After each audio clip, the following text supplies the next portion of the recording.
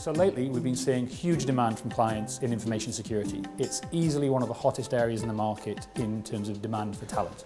So 5 years ago, information security barely cracked the top 10 concerns of boards. A year ago, it's number 2.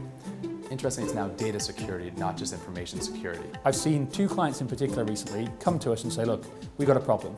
We don't know how to either govern information security and data, or we don't know how to control it in the businesses. The risks associated with adequately controlling and protecting data are now huge.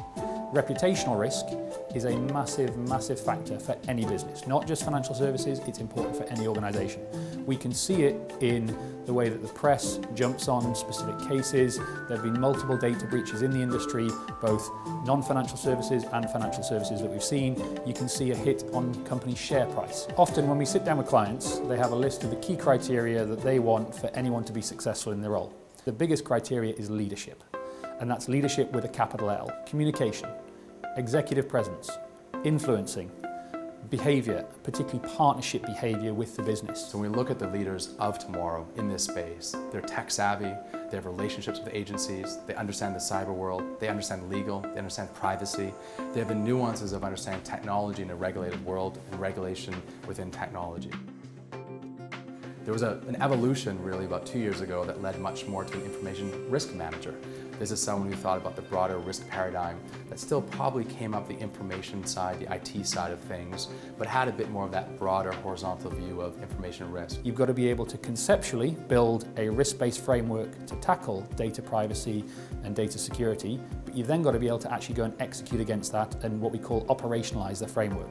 Build the right controls, put the right controls in place to protect the data that you've got or the data you're going to have in the future. A couple of the key questions that anyone in these kind of roles has to ask is, first, what kind of data have we got? 2, do we know where it sits and who has access to it? Because that protects you against the insider threat. So any employee might make a mistake.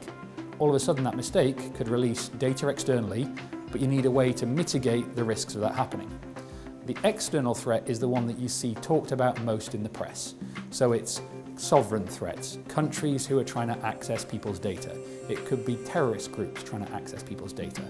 There's something called the distributed denial of service. This is such a common theme in the press we see almost on a daily basis. DDoS, people targeting institutions with multiple different scams at the same time to try and break down their technology or their servers. This has led to a huge volume of new searches. As an organisation, we've done twice as many Chief Information Security Officer searches in the last 2 years compared to the prior 2 years.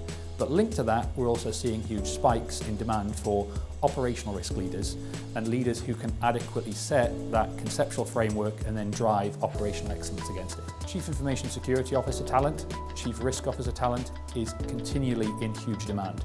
We don't see that trend dying off at all. In fact, we actually see it escalating and increasing, particularly in the areas of protecting data or linking information risk, information security to operational risk.